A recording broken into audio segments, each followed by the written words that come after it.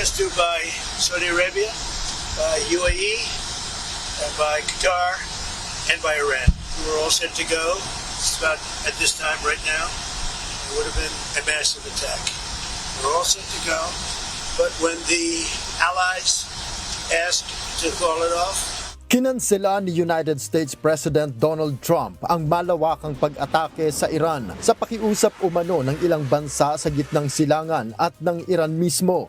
Ayon sa US leader, ayaw na sana niyang maniwala sa sasabihin pa ng Iran, subalit mismong ang mga kaalyado nila sa Gulf States ang nagparating sa kanya ng isang kasunduan patungkol sa Strait of Hormuz ang isinasapinal na. I'm losing faith in them because they do lie and they do misrepresent. Well, the other day, the 5 missiles were shot. We knocked them down, but we were in the midst of a negotiation.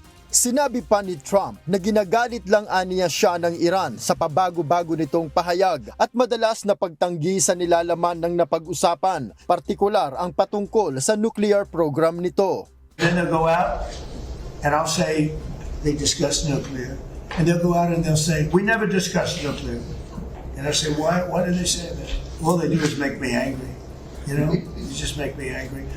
Ayon kay Trump, muling magsisimula ang negosasyon sa Lunes ng hapon, araw sa Amerika. Walang pahayag ng pagsang-ayon o pagtanggi ang Iran kaugnay ng nakatakdang pag-uusap. Subalit base sa ulat, nitong nakaraang linggo ay nagsagawa ng pagpupulong ang gabinete ng Iranian government sa pangunguna ni President Masoud Pezeshkian. Isa sa natalakay ang patungkol sa umano'y kasunduan ng Iran at Oman kaugnay ng Strait of Hormuz.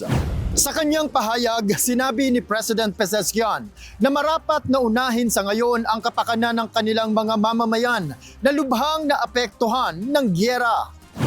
Binigyang diin ito na dapat magkakaisa ang gobyerno, ang militar at ang negotiating team upang mapanatili ang tiwala ng publiko at ang pagkakaisa bilang isang bansa ang aniya ay susi upang manalo sa anumang laban. Noel Polyarco, UNTV News and Rescue. Diyos ang aming sandigan, serbisyo publiko ang aming pinahahalagahan.